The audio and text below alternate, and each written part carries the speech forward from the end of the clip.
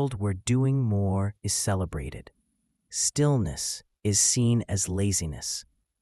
But what if I told you that doing nothing might be the most powerful thing you could ever do? Stillness is not the absence of movement.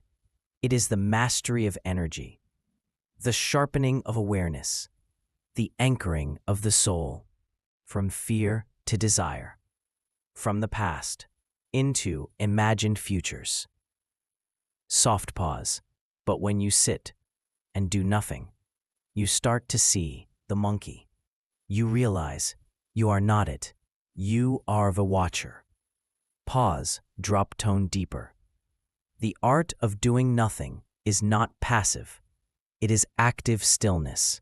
It is the sharpening of perception, the realignment of the spirit. The warrior who moves first often loses, but the one who waits observes.